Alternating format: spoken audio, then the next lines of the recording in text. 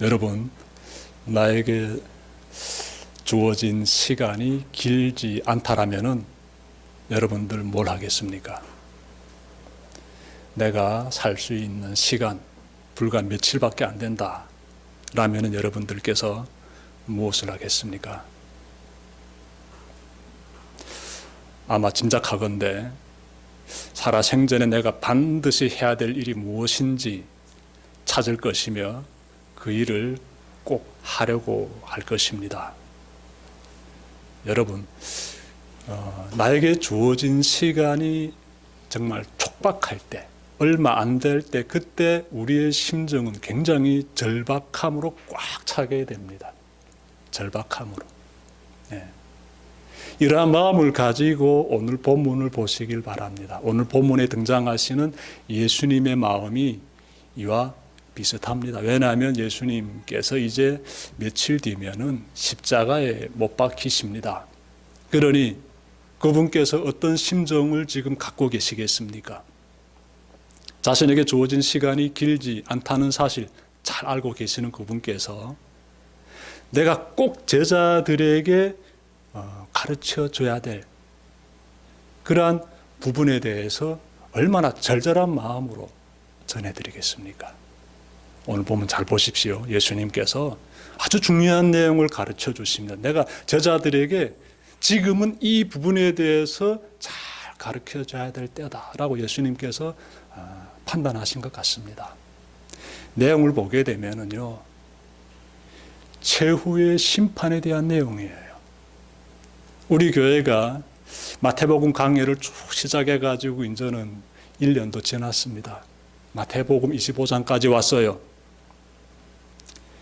이 전체 내용이 전개되면서 25장에 지금 우리가 이르게 되었는데 이 내용 보니까 최후 심판에 대해서 예수님께서 딱 말씀하시고요. 예수님 이제 불과 며칠밖에 안 됩니다. 3일밖에 안 남았다라고 보는 신학자들도 있어요. 그때는 십자가에 못 박히시게 됩니다. 그러니 예수님께서 얼마나 절박감 가운데서 최후 심판에 대해서 지금 딱 말씀하시는지 우리가 좀 깊이 느끼면서 말씀을 대면했으면 좋겠습니다. 자, 예수님께서 말씀을 시작하시는데 31절 보시면요, 인자가 모든 천사와 더불어 영광에 둘러싸여서 올 때에 이렇게 말씀하고 있습니다. 모든 천사와 더불어서 이 세상에 오신다는 거예요. 영광에 둘러싸여서. 이어진 내용 보니까 자기의 영광의 보좌에 앉을 것이다. 심판주가 되신다는 거예요.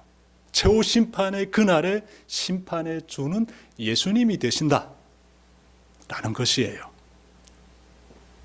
예수님께서 많은 천사들의 호의를 받으면서 이 세상에 오시게 되고 이어서 심판의 현장이 펼쳐지게 되고 영광의 보좌에 심판주로서 예수님께서 앉아 계신다 이렇게 말씀하고 있습니다. 이어지는 말씀 봅시다. 영광의 보좌에 앉아 계시는 예수님 앞으로 모든 민족이 나오게 됩니다. 모든 민족이. 제가 32절과 33절 찾아 읽겠습니다. 그는 모든 민족을 그의 앞에 불러 모아 목자가 양과 염소를 가르듯이 그들을 갈라서 양은 오른쪽에 염소는 그의 왼쪽에 세울 것이다. 이렇게 말씀하고 있지요. 그러니까 예수님께서 이 세상 끝날에, 종말의 그날에 이 땅에 다시 오셔가지고 최후 심판의 그 정말 어마어마한 그 심판의 자리를 딱 펼치실 때, 그때 살아있는 자들만 그분 앞에서 심판받는 것이 아니라 아담 이후로 이 땅에서 살았던 모든 사람들이 다 살아나가지고 심판을 받게 된다. 이 말씀이지요. 모든 사람이 다 심판을 받게 된다. 그런데 누구는 오른쪽에, 누구는 왼쪽에 서게 된다. 이렇게 말씀하고 있어요. 요한계시록 20장 13절 보시면 이 부분을 좀 더 자세하게 설명하고 있습니다. 한번 경청해 보십시오. 요한계시록 20장 13절. 바다가 그 속에 있는 죽은 사람들을 내놓고 사망과 지옥도 그 속에 있는 죽은 사람들을 내놓았습니다. 그들은 각각 자기들의 행위대로 심판을 받았습니다. 네. 각 사람이 다 이렇게 심판의 주 앞에 나오게 되는데 자신의 행위를 어떻게 평가받는 거예요. 그 행위에 따라서 누구는 오른쪽에 누구는 왼쪽으로 이렇게 갈라지게 된다, 이 말씀이지요. 여러분, 예수님께서 판결을 내리시는데 오른쪽에 서 있는 사람들은 의롭게 살아온 사람들이에요. 이 땅에서의 삶을 의롭게 산 사람들, 그 사람들이 오른쪽에 서게 되고 왼쪽에 서게 된 사람들은 악하게 산 사람들이다, 이렇게 말씀하고 있지요. 각 사람의 인생이 주님으로부터 평가받는 날이 있다는 이 사실을 항상 기억해야 되겠습니다. 네. 너무나 중요한 내용이에요. 모든 사람의 삶이 언젠가는 예수님 앞에서 평가받게 돼요. 심판받게 된다는 것이에요. 하루강아지 법 무서운 줄 모르듯이 내 인생 내 멋대로 살아야지 이렇게 살게 되면 큰 꽂힙니다. 큰일 납니다. 그렇게 살면 안 돼요. 예수님께서 최후 심판에 대해 지나가는 식으로 가볍게 말씀하신 거 아닙니다. 제가 처음에 말씀드렸듯이 굉장히 절박감 가운데서 이 부분은 꼭 너희들이 알아야 돼라는 그 정말 애절한 그러한 심정으로 제자들에게 예수님께서 가르쳐 주시는 거예요. 반드시 최후 심판이 있다고 아주 심중하고도 절절한 어조로 예수님께서 말씀하시는 것이지요. 예수님은 최후의 심판대 앞에서 어떤 사람은 오른쪽에 어떤 사람은 왼편에 선다고 말씀하셨는데 마치도 목자가 종일토록 이렇게 목장에서 보게 되면은 양이나 염소들이 같이 어우러져 있지 않습니까? 같이 이렇게 막 뒤섞여져 가지고 풀을 뜯어 먹지요. 그러다가 저녁이 되게 되면은 목자들이 어떻게 하는가 하면 양은 양 우리에, 염소는 염소 우리에 이렇게 다 이렇게 갈아놓습니다. 그것처럼 최후 심판의 그 현장에서는 이렇게 의인과 악인이 다 갈라지게 된다라고 말씀하셨는데 이제 우리가 좀 살펴봅시다. 여러분, 42절과 43절 보게 되면은 심판의 기준이 나옵니다. 심판의 기준. 제가 말씀 좀 찾아 읽겠습니다. 여러분 잘 들어보십시오. 너희는 내가 줄일 때에 내게 먹을 것을 주지 않았고 목마를 때에 마실 것을 주지 않았고 나그네로 있을 때에 영접하지 않았고 헐벗었을 때에 입을 것을 주지 않았고 병들어 있을 때나 감옥에 갇혀 있을 때에 찾아주지 않았다. 예수님 말씀이지요. 심판 기준이 무엇입니까? 굶주렸을 때, 목마를 때, 나그네 되었을 때, 헐벗었을 때, 병들었을 때, 감옥에 갇혔을 때, 이때 너희들이 나를 도와주지 않았다. 그래서 너는 왼편에, 너는 오른편에 이렇게 말씀하신 것이에요. 제가 앞서 쭉 말씀드린 이러한 부분들은요, 사회적 약자들을 가리키지요. 굶주린 사람, 헐벗은 사람, 목마른 사람, 나그네 된 사람, 병든 사람, 감옥에 갇힌 다 사회적 약자들을 가리키고 있습니다. 그 사회적 약자들을 외면하게 되면은 왼편에서 이렇게 영원한 징벌을 받게 되고 그들을 돌보게 되면은 오른편에서 정말 영원한 생명을 누리게 된다. 이 말씀이에요. 심판의 기준이 나왔습니다. 사회적 약자를 어떻게 대하고 있느냐. 여기에 따라서 천국과 지옥이 갈라진다. 이렇게 말씀하고 있는데 예수님 이렇게 쭉 이 천국에 들어가는 사람과 지옥의 불에 들어가게 되는 사람들에 대해서 말씀하실 때 이 내용을 예수님께서 좀 자세하게 설명해 주십니다. 어떤 임금이 이렇게 사람들 앞에서 판결을 내리는 모습을 쫙 펼쳐 보여주시는데 그러면서 어떤 사람이 어떤 판결을 받게 되는지를 사회적 약자들의 그 절절한 모습들을 예를 들어서 이렇게 막 말씀하셨잖아요. 그렇게 판결받은 사람들 좌우에 갈라서 있는데 그 사람들의 표정을 보니까 서로 달라요. 이 오른편에 서 있는 사람들은 영원한 생명 얻게 된다. 너희들 천국에 들어가게 된다. 이렇게 말씀하신 것인데 그러면 이 사람들이 막 기뻐서 방방 뛰어야 되지 않습니까? 그런데 이 사람들이 의아해합니다. 그리고 지옥불에 들어간다. 너희들은 이렇게 판결받은 사람들은요. 항변합니다. 항변해요. 그 내용들이 마태복음 25장에서 우리가 발견하게 되는데요. 좀 더 제가 설명해 드려야 될 것 같습니다. 오른쪽에 선 사람들, 천국에 들어가게 된다고 이렇게 정말 복된 판결받은 사람들, 이 사람들이 이렇게 말합니다. 우리가 언제 주님께서 굶주렸을 때, 주님께서 목말랐을 때, 주님께서 뭐 나그네 되셨을 때 우리가 언제 주님을 위해서 섬겼다고 그러십니까? 이렇게 의아해하고요. 또 왼편에 선 사람들은 우리가 언제 주님께 그렇게 홀대했습니까? 주님이 나그네 되셨을 때, 굶주렸을 때, 헐벗으셨을 때, 기타 등등 우리가 언제 주님을 섬기지 않았습니까? 라면서 또 항변해요. 한쪽은 의아해하고 한쪽은 항변하는 거예요. 말씀해 주셔야 돼요. 예수님께서 이 부분에 대해서 또 말씀해 주셔야 돼요. 예수님 말씀 보게 되면요, 이렇게 나옵니다. 동일한 잣대를 사용하시는데요. 하나님께서 동일한 잣대를 40절 보십시오. 임금이 그들에게 말하기를 내가 진정으로 너희에게 말한다. 너희가 여기 내 형제 자매 가운데 지극히, 이제부터 중요하지요. 지극히 보잘것없는 사람 하나에게 한 것이 곧 내게 한 것이다. 이렇게 말씀하고 있습니다. 네. 이해되시지요?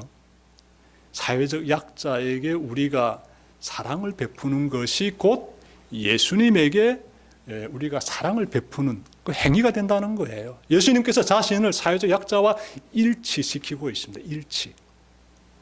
그래서 너희들이 내가 나그네 되었을 때, 헐벗었을 때, 굶주렸을 때 나에게 냉대를 취한 건 아니야.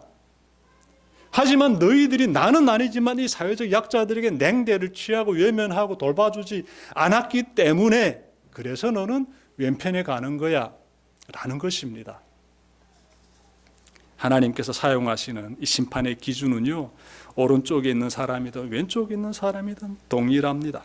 여기서 우리가 두 가지를 좀 깨닫게 되는데, 첫째, 지극히 보잘것없는 사람에게 한 것이 예수님에게 한 것이다 라는 사실 잘 기억하시길 바랍니다. 아주 중요한 내용이 되겠어요. 예수 믿는 사람들이 꼭 기억해야 되는, 정말 너무나도 거의 마음에 팍팍 새겨야 되는 그 정도로 중요한 말씀이에요. 예수님을 대접한다고, 예수님을 사랑한다고 어떻게 하면 되지요? 오늘 말씀 딱 보니까 나오잖아요. 사회적 약자들에게, 그들에게 너희들이 온정을 베풀고 사랑을 베풀고 긍휼을 베풀고, 굶주려 하게 되면 먹을 걸 주고, 옷을 제대로 입지 못하면 입을 옷을 주고, 사회로부터 예목당하는 그러한 나그네로서 어려운 가운데 처해 있다라 하게 되면 보살펴줘라. 병들어 하게 되면 가서 면회도 해주고, 치료받을 수 있도록 격려도 해주고, 감옥에 가게 되면 또 찾아가 주고, 그렇게 너희들이 정말 온전한 예수 그리스도 믿는 사람들 행동을 취하게 되면 천국 간다. 이런 내용이에요. 그 반대로 행하게 되면 지옥 간다. 첫 번째로 기억할 것은 지극히 보잘것없는 사람에게 한 것이 예수님에게 한 것이다. 이 사실을 잘 기억해야 된다면, 두 번째로 우리가 발견할 수 있는 것은 교회 안의 사회적 약자부터 돌봐야 한다는 것입니다. 여러분들 좀 이렇게 생각해 봅시다. 이 내용 보니까 사회적 약자를 섬긴다라게 되면 교회 밖의 사회적 약자를 섬기는 것으로 생각해 왔을 수 있습니다. 여러분들께서. 그런데 예수님께서 내 형제 자매 가운데 이렇게 말씀하고 있습니다. 내 형제 자매 가운데. 여기서 내 형제 자매란 교회 안에 있는 식구를 가리킵니다. 이 대성교회 안에 있는 식구들 중에서 어려운 사람을 어떻게 돌봐줘야 한다. 우선 그 일부터 해야 된다라는 것이에요. 교회 안에 어려운 사람도 돌봐주지 않으면서 교회 밖의 사람을 돌봐준다? 그 어리석은 일이죠. 예수님께서 지금 이런 말씀하고 계시는 거예요. 교회 안에 있는 교우들의 상황을 잘 헤아려 가지고 어려움에 처한 사람들을 잘 섬겨라. 그것입니다. 여러분들의 삶에 어떤 어려움이 있습니까? 우리 인생에 여러 가지 어려움이 있지 않습니까? 건강의 문제도 있고, 그렇죠. 먹고 사는 문제, 경제적인 문제도 있고, 가정의 문제도 있고, 인간관계의 문제도 있고, 기타 등등. 왜 없겠습니까? 그때마다 여러분들께서 괜찮습니다. 담임 목사에게 전화 주십시오. 기도해 주십시오라고. 제가 지금 이런 어려운 가운데 처했습니다라고 전화 주십시오. 그러면 저는 하나님께 매달립니다. 하나님 이거 어떻게 하면 좋습니까? 이런 문제가 있습니다라고. 저는 매달릴 거예요. 그래서 지금까지도 그렇게 해왔고요. 우리 교우님들 중에서 어려움에 처하게 되면은 저에게 전화로 기도 부탁합니다. 또 직접 만나서 상담 받으면서도 이렇게 얘기해 주시는데 저는 여러 경험을 했습니다. 하나님께 매달리고 하나님께 정말 기도드리지요. 정말 간절히 기도드립니다. 어떤 다양한 문제든지 간에 다 하나님께 아뢰면 참 좋습니다. 시간이 지나서 보니까 하나님께서 하나님의 방법으로 다 해결해 주셨습니다. 하나님께 매달린 사람들은 하나님께서 다 해결해 주시더라고요. 우리가 좀 기억해야 되는 것 또 하나 있습니다. 무엇인가 하면 문제가 해결되었을 때 그 다음에 어떤 동작을 취하느냐가 되겠습니다. 어려움에 처했을 때는 하나님께 간절히 매달리는데 문제가 탁 해결되고 나니까 내가 열심히 해가지고 내가 또 운이 좋아가지고 그래서 이 문제가 해결됐다 이렇게 생각하는 사람들 간혹 있는 것 같습니다. 그런데 그렇지 않잖아요. 하나님 도와주신 거지 않습니까? 인생에는 앞으로 어려움이 없다고 이렇게 장담할 수 있는 것 하나도 없습니다. 언제든지 어려움은 또 올 수 있어요. 또 찾아옵니다. 그때 가게 되면 어떻게 할 겁니까? 지혜로운 사람은요, 항상 어려움 가운데서 하나님을 찾게 되고 또 하나님께서 그 가운데 응답해 주시면 늘 먼저 하나님께 감사드립니다. 하나님 그런 사람과 늘 또 함께 하시고요. 여러분들 그렇게 살아가시길 바랍니다. 어려운 문제 생기게 되면은 교회에 얘기해 주세요. 우리 함께 기도드리고 어려움이 해결되게 되면은 하나님께 진심으로 감사하면서 그렇게 살아갑시다. 하나님 보시기에 참 좋은 모습이에요. 우리는 오늘 세상 종말의 날에 있을 최후의 심판을 지금 바라보고 있는데 어떻습니까? 좀 감동적이지 않습니까? 최후 심판이 탁 펼쳐지게 되면 긴장되고 경직돼가지고 두려움 가운데서 쩔쩔맬 줄 알았는데 최후 심판이 펼쳐지는 그 현장 보니까 감동이 느껴지지 않습니까? 우리가 감동을 느낀다는 것은 심판의 그 기준을 보고 심판의 기준을 깨달았기 때문에 감동을 느끼는 거예요. 심판의 기준을 보니까 너무나 또 우리가 마음이 푸근해지게 되고 감동받게 되는 거예요. 심판 기준이 무엇이었습니까? 하나님이 심판하시는 기준. 네? 그 심판이 이루어지는 현장 보니까 어떻습니까? 너는 예수 믿지 않기 때문에 넌 지옥 가.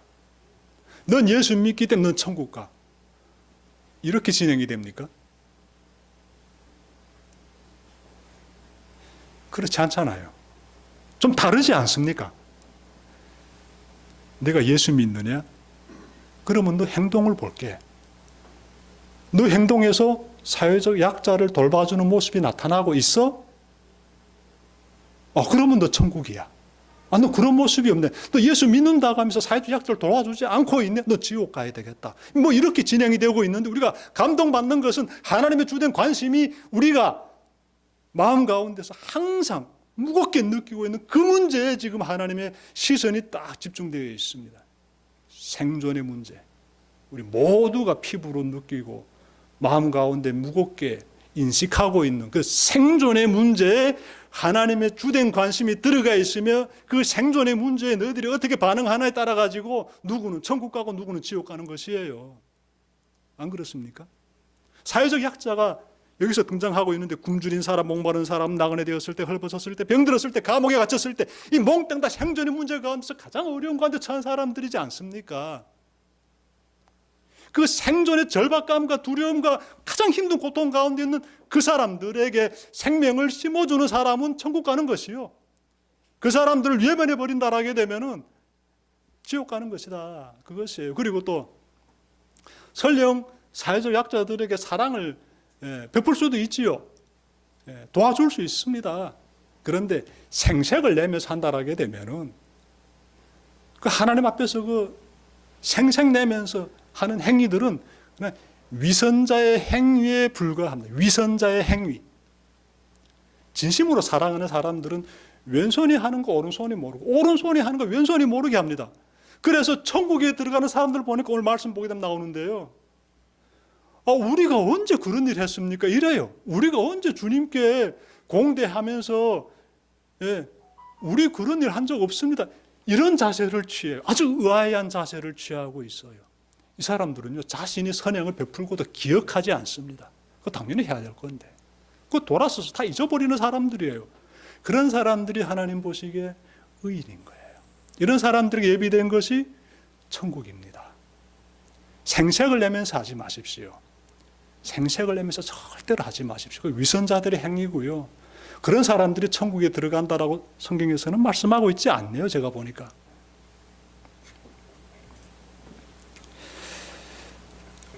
오늘 말씀 보면서 예수 믿는 성도답게 우리가 살아갈 때 겉으로는 예수 믿는 성도의 모습을 딱 취하는데 그 내면에 사는 삶을 딱 보니까 나만 먹고 살면 돼.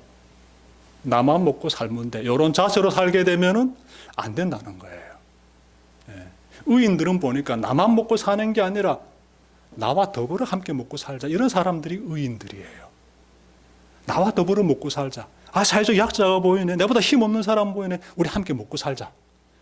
내가 너에게 온정을 줄 수 있는 것이 이거밖에 없지만 진심이다. 너에게 전해주고 싶다. 이런 것이에요. 그렇게 서로에게 누군가에게 힘을 줄 수 있는 여러분들 되시길 바랍니다. 어떤 사람들이 지옥 가는가 봤더니 말씀 보니까 마태복음 25장에서는 이렇게 말씀하고 있어요. 그 사람이 악을 지어가지고 지옥 가는 거 아니야. 그 사람이 선을 행하지 않았기 때문에 지옥 가는 거야. 이렇게 말씀하고 있어요. 부디 나 자신만 잘 먹고 잘 살고 또 내 가족만 잘 먹고 잘 살고 그러면 아무 문제도 없다. 이런 생각 가지게 되면 큰일 납니다. 그렇게 살게 되면 그런 삶에서는 예수님을 온전하게 믿는 그 믿음의 삶이 피어날 수가 없습니다. 자, 그리고 우리가 또 명심해야 될 게 있는데요. 여러분, 시선이 참 중요합니다. 어느 곳에 시선을 두고 사는지. 내 시선이 세상에서 모든 사람들이 향하고 있는 시선은 결국 생존의 문제는 맞아요.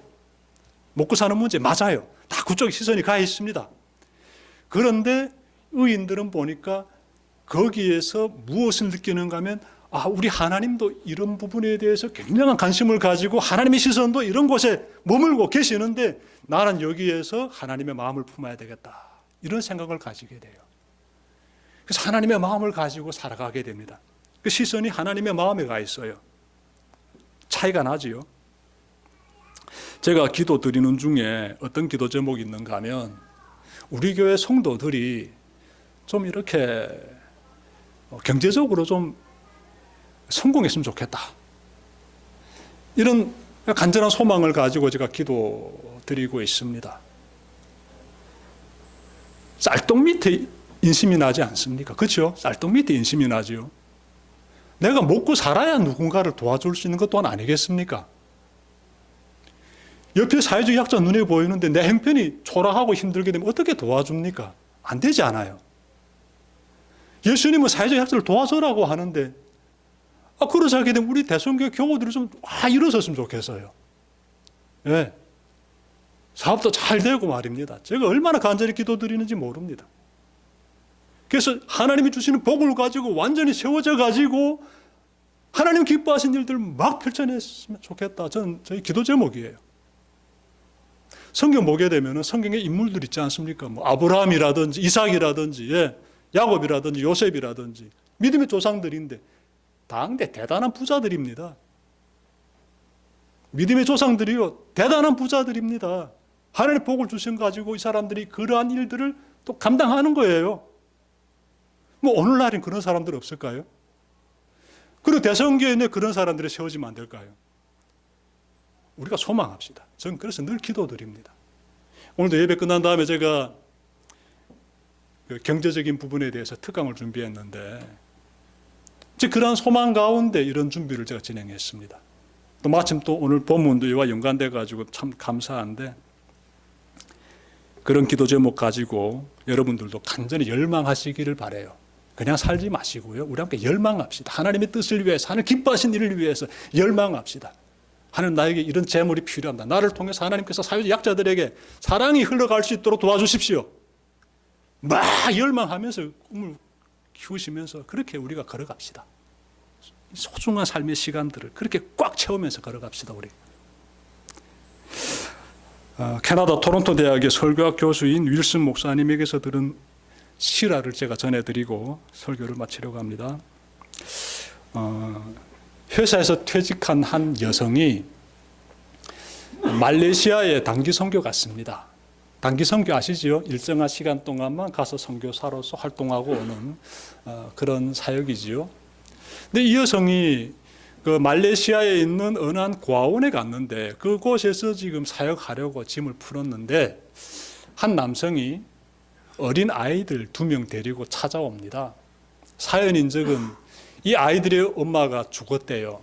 그래서 자신이 이 자식들을 좀 키울 수 없으니까 고아원에서 돌봐달라고 맡기는 겁니다. 이때부터 이 카나다에서 이 퇴직한 이 여성이 지금 말레이시아에서 단기 선교사로 일하면서 이 아이들을 돌보게 되는데 밤이면 이 아이들을 꼭 안고 잡니다. 왜냐하면 그 지역 사람들은 이 아이들을 어떻게 부모가 꼭 품에 안고 잔대요. 그것이 이렇게 그 지역의 습관이래요.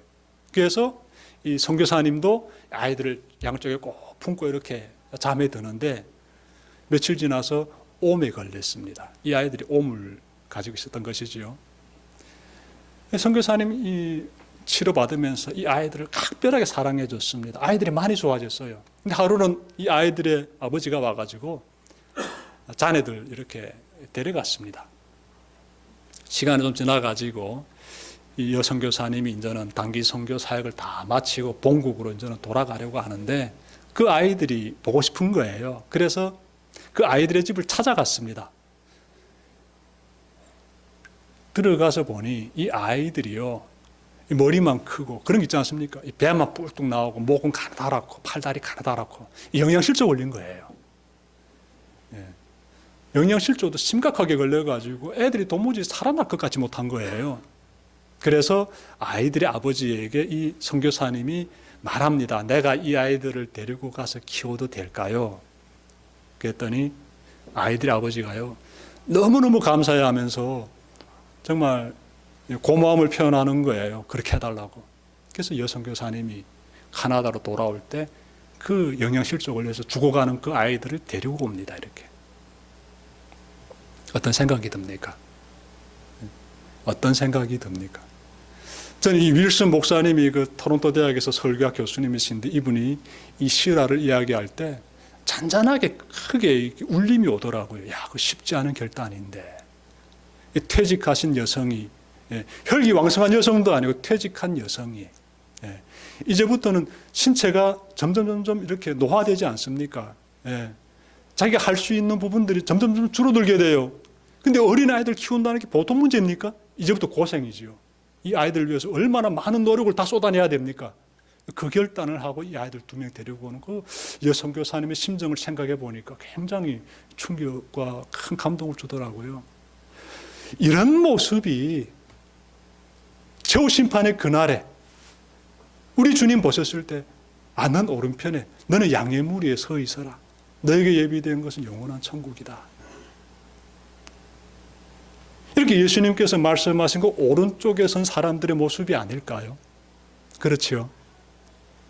나만 먹고 살면 돼. 내 충족과 내 만족과 내 모든 삶의 계획은 내가 주도할 거야. 이렇게 사는 사람하고 완전히 다른 판의 삶이지요. 그리고 여러분, 어떤 삶을 살게 되면 하나님의 나라가 이 땅에서 세워지겠습니까? 저 여선교사님처럼 저렇게 사는 삶, 그렇게 살아가는 사람들이 이 땅 가운데 많이 퍼져 살게 되면은 정말 사회적 약자들이 생명을 얻게 되고 그 사회 가운데 생명이 충만하게 피어나게 되고 얼마나 아름다워지겠습니까? 하나님께서 그런 세상을 원하시는 것이에요. 그와 반대되는 세상은 생지옥 같은 세상이죠. 나만 먹고 살면 돼. 남이야 죽든 살든 모른다. 내만 만족드리며 살면 돼. 최후 심판은 있습니다. 그때 하나님께서 그런 삶을 산 사람들에게 너는 양의 무리가 아닌 염소의 무리에 들어가라. 너에게 예비된 것은 영원한 불속이다. 이렇게 오늘 본문 보니까 말씀하고 있습니다. 여러분들 모두 인생을 잘 걸어갑시다. 양의 무리에 든 사람 되어서 하나님 예비하신 영원한 천국에 다 들어가는 여러분들 되시기를 주님의 이름으로 축원합니다. 기도드립시다.